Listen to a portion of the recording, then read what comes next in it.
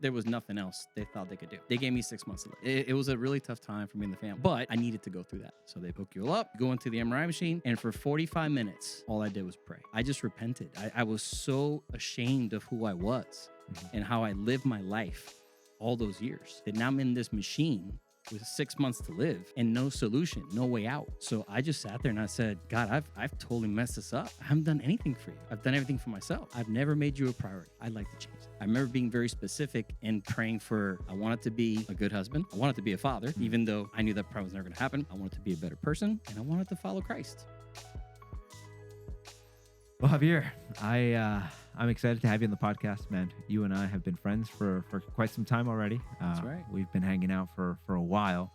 And I remember the first time I had you over to my house. I remember I was here like a month into Yep. into being at Gladeview. And I was like, hey, this looks like a cool guy to hang out with. And I invited you over to my house. And I remember you told me a story at that point that really impacted me because you've gone through a lot of struggles in your life, specifically as it relates to health and as it relates to God intervening in that. And I know that played a particular role in your salvation story.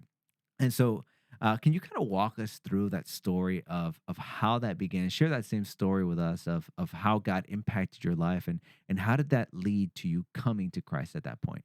Yeah, I remember that night coming over. Food was amazing. So Yes, thank you and your family. my wife. We had a wonderful time. So my story is interesting because I feel that, when we hear and we understand that God calls you and really goes after you to bring him to him. Mhm. That's kind of what happened to me in my story. Mm. So I lived in the world, went to college, got a job, Mhm. everything was awesome. Um, and I really didn't have God as a priority in my life. And then here's where God, starts calling you. So I get the news that I have melanoma in my face. Mhm. So it starts with just a dot right on Mhm. my face, and Yeah. I went to a doctor, and they said, "Oh, it's just a birthmark. It's nothing." Mm. But as time goes by, that birthmark starts growing larger and larger, and I knew it was a problem when there's blood starting to come out of Ugh. it.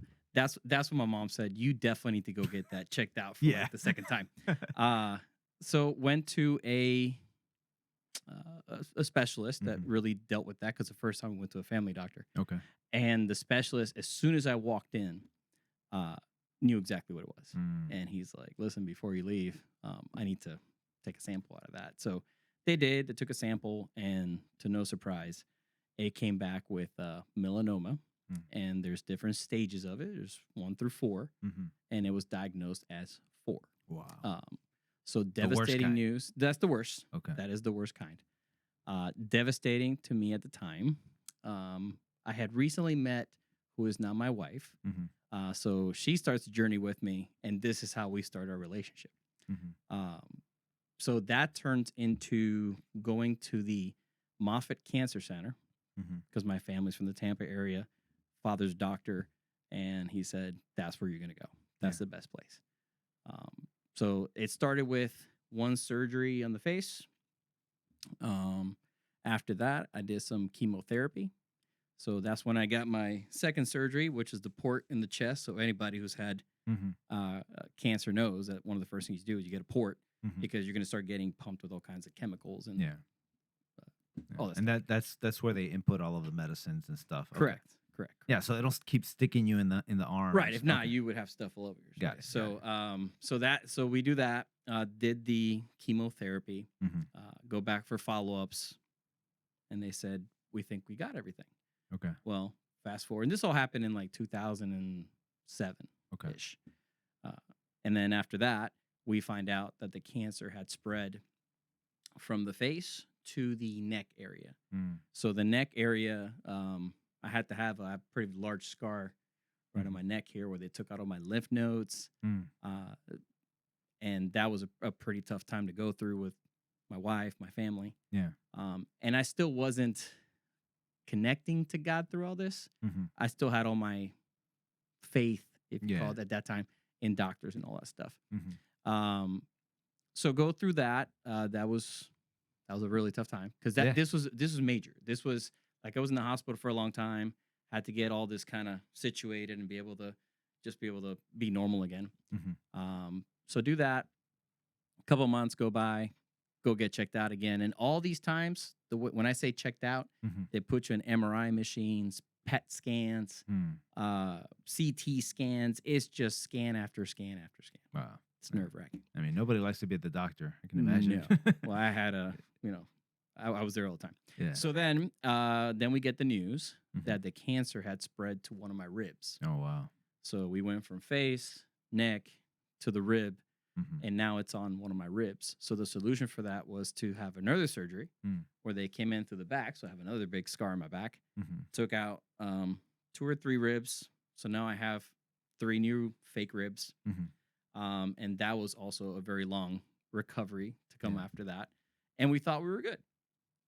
But of course, a few months later, when we do all those round of scans again, Mm. we find out that now the cancer has spread to my pelvis area. Wow. And that's where things, I mean, as in things weren't bad enough. Yeah. This is where things really got bad Mhm. because now you might never walk again. Wow. The solutions that we have, you might not ever have children again Mm. because it's in a sensitive area. Right. So the solution for that is surgery because Mhm. it's cancer keeps spreading. We'll take part of your pelvic bone, Wow. remove it, put a mesh, and hold everything together. Mhm. Hope that you can walk again, and then we're going to give you radiation because we got to stop the spread. Yeah. So went through all of that, and I think at that time, so this all started. I think I said 07-ish. Mhm. This is all happening over the course of a few years, and meeting my wife and her family. Mhm. They grew up a Christian family. I grew up in a Catholic home, Okay. so I knew God, Mhm. but I didn't have a relationship with God. Mhm. And this is where things really changed in my life. This is why I feel like God came calling for me. Yeah. I think that He used the cancer, He used my wife, but that's how I started connecting and having a relationship. Just coming to Glavey Church and doing Mhm. things like that. Yeah. Um, and then there was a moment where, like, this is where I really had my first connection, Mm. which is after that surgery, after the radiation, after all the treatments that I had, went in, and the doctor said, "We think there might be more, maybe in your knee, Wow. maybe it's spreading." And at this point, I'm sitting in the room. They have the tissues, and the doctors are saying, "We got nothing else to do." Yeah. My mom's crying, my sister, my wife is crying, everybody's crying. My sister was there, she's crying, Mhm. and I said, "Well, hold on a second, like I'm still here, Yeah. still alive. What's next? There's got to be something else." Mhm. So they said, "Well, there is this thing called immunotherapy. We could try it, see Mhm. how it goes." I said, "Great, let's go do it." Out of everything I've done, to include the surgeries, that was the worst. Wow. That is, you go into a hospital, you get injected with basically chemo 3 times a day, Mhm. off on the weekend, go back and do it again. Wow. Did that for 4 weeks. In between all that, my family had gotten like medication from overseas. Mhm. At this point, there was nothing else they thought they could do. Right. They gave me 6 months to live. Wow. That's hard to hear. It is. It was a really tough time for me and the family, but I needed to go through that Okay. because what that did is it brought me so close to God that after I went through the immunotherapy, and anybody who's been to again an MRI machine, they know that when you go through them, it's the what they call the magnets. There's Yeah. magnets, Yeah. and it's super loud. It's like I'm not gonna make the sounds, but it's super loud. So what they do is they give you headphones like these, Okay. and they say, "What do you want to listen to?" Mhm. You listen to classical music, hip hop, I don't know, Mhm. whatever. And that last time, I said, I don't want music. Mhm. I want to be in the machine by myself." Mhm. And they're like, "You're gonna be in there for 45 minutes, and you're not gonna listen to anything?" And I said, Mhm. "Yep, that's what I want to do." Mm. And they said, "Okay." So they hook you all up, put you on the table. You go into the MRI machine, and for 45 minutes, all I did was pray. Wow.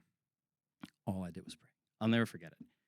And what I prayed was, I just understanding what this means now.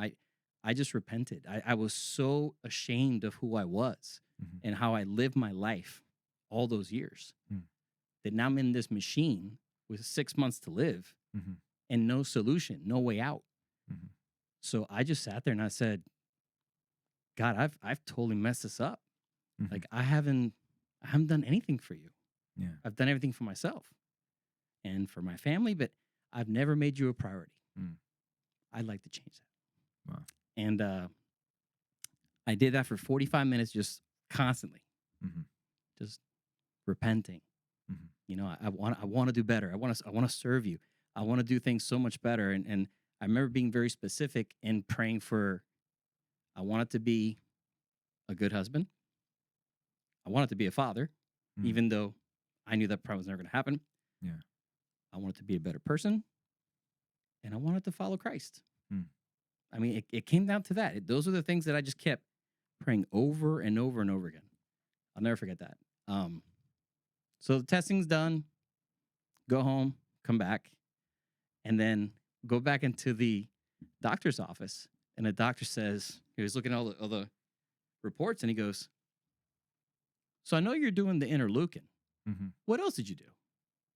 And I'm like, "Oh, well, my mother-in-law, she brought some medicine Mm. from overseas. We tried that."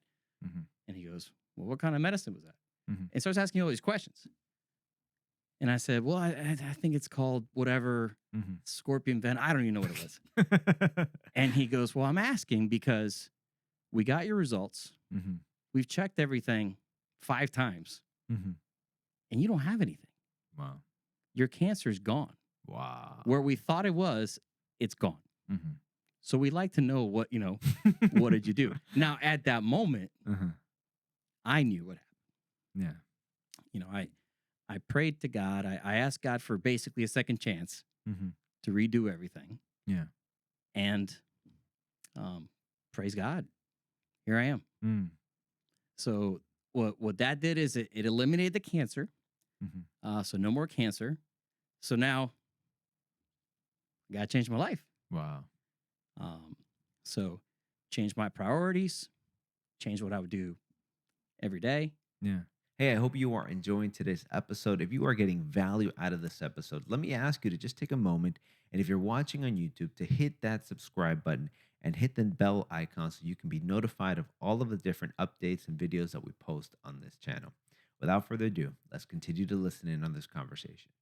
So, Um, so, so coming out of that, yeah, like that's a big deal, man. yeah, Getting 6 months to live and then being told you're free of cancer. I know. Like, how did you react to that as far as like doubting? And I'm sure there was some logical part of you that thought, well, maybe it was this, maybe it was that. I've heard stories before of people Yeah, who make deals with God. Like let's put it that way, yeah, right? And eventually, little by little, what starts to happen is they start thinking, well, maybe it wasn't God. Maybe it was that scorpion thing, yeah. or maybe it was. Um, but um, what I've come to realize is that okay, let's say it was right. It doesn't stop that from being God who right. intervened in your life. And man, sometimes we look at miraculous stories like that, and we tend to use logic to kind of push those things away, but we don't realize that God is still in the business of healing people. You Yeah, know, Jesus came to heal the sick, to open the eyes of the blind, to do all these things, and God still has the power to do that. God hasn't changed. He's the same yesterday, today, and tomorrow, and He has the power to heal.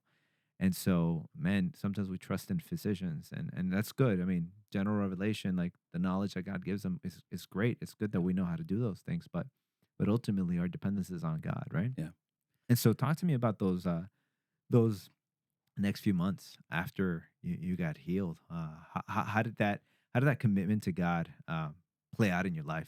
Yeah. So eh, growing up and going to college and you learn to be logical Hmm. in everything, and you Yeah. learn to make good decisions. And going through that medical process for years, Hmm.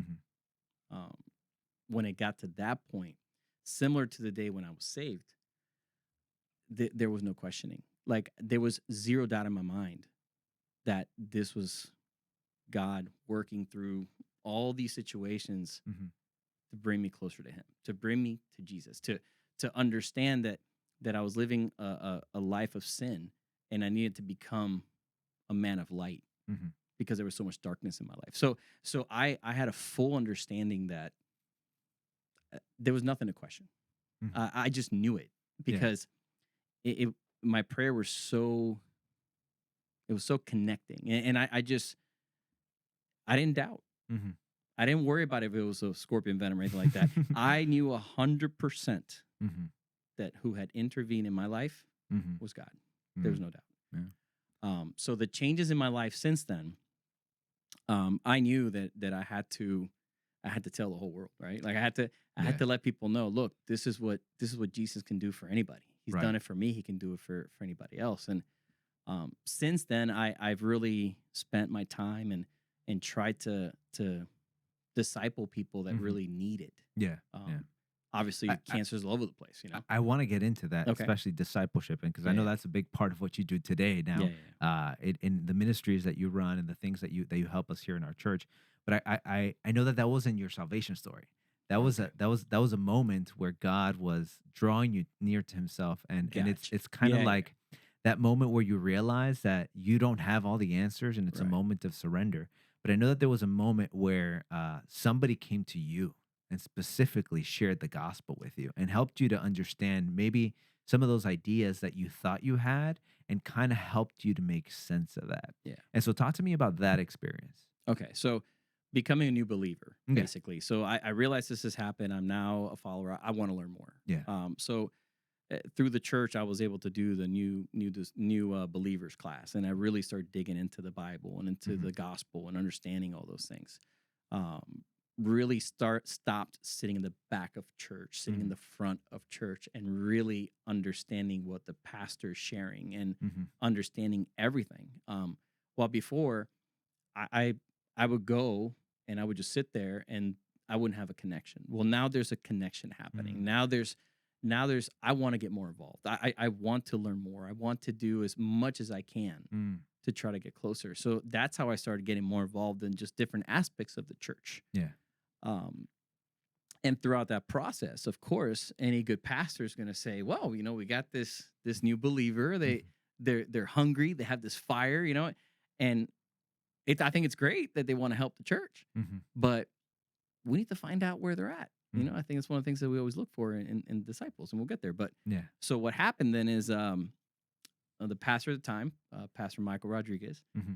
uh, he had reached out to my family, and he said, "Hey, Javier, is he saved? Is Mm. he, does he have Jesus in his heart? Does he fully understand that?" Yeah. And my own family is like, we're not sure. I don't think he's ever accepted Jesus in his heart. Hmm. So Michael said, "Well, can we schedule something where I can go to his house, to you and your family, and Yeah. talk to him and pray with him and see where he's at?" So my wife calls me and says, "Hey, just so you know, Pastor Michael wants to come over later today. Yeah. He wants to have dinner with us at our house." And I'm Hmm. like, "Really? Pastor Michael wants to come over, and he lives in Miami. We're in Pembroke Pines, Florida. Like, he's gonna Uh-huh. drive all the way up there Yeah. to have? I mean, that's super nice. I appreciate that, but." Yeah. Interesting. She goes, "Yeah, yeah. They just him and his wife. They just want to hang out with us." And I said, "Okay." Got off the phone, Hmm. and I continue working, normal day, but I just keep thinking about that, Mm. and I don't know what it was, man. It's just like something was like preparing me for that Yeah. conversation. We all know what it is now, but that I'm just describing how I felt back then. And then I finish work, drive home. The whole drive home, I'm like, Pastor Michael's coming over. Like, why? And and I get home, we talk, have some food, and then we're sitting around the table. And I'll never forget it. It was November 13th of 2012. And, we're sitting just like we are now. Michael says, "Hey, man, I got to ask you, if you died today, where would you go?" Mm. And I said, naive, I'm like, "Well, I think I'm going to go to heaven." And Mhm. he goes, how can you be sure? And I'm like, "I don't know. How are you sure?" Yeah. And that's when he introduced the gospel to me. And Mm. um, we sat, and he goes, "You want me to pray for you?" And I said, "No, Michael, I think I like to pray. Mhm. I think I like to be the one to do that." So Yeah. I prayed with Pastor Michael, and then he asked me, he said, "If you died today, where would you go?" I said, "I would go to heaven." Mm. He goes, how do you know you're going to go to heaven? I'm like, because I have Jesus Christ in my heart. Mm. And I know that he died for me for all my sins and he's resurrected for me. Yeah. And that was the day that I accepted Jesus in my heart. Wow. So that's from the cancer, being the cancer, to now being 100% saved. Praise God, man. So that's about Amen. 5 years. 5 years. 5-year process, man. Yeah. Sometimes we think it's like from the night to the morning, right? Yeah. But sometimes it's a process. It's a process of identifying who needs to hear Jesus, who needs to hear about Jesus. And Yeah. sometimes in our lives we have those people who we assume are saved. Right. Like, I mean, you were going to church, you were Yeah. sitting closer to the front, you were trying to get involved in the church, and sometimes we assume that people like that are saved, Right. right? And we never take that time to ask. We never take that moment of coming alongside of you and saying, "Hey, let's have dinner together. Yeah. Let's talk about your eternal destiny," which is kind of a big deal, right? Yeah. It's like It's the biggest deal. Yeah. It's like a life and death situation, Yeah. and sometimes we just take it for granted. We Yeah. assume that the people around us are saved. We assume that just because people have been in church for a long time, that they must be saved. We never go and ask them the question, are you saved? Like, have you received Jesus Christ as your Lord and Savior?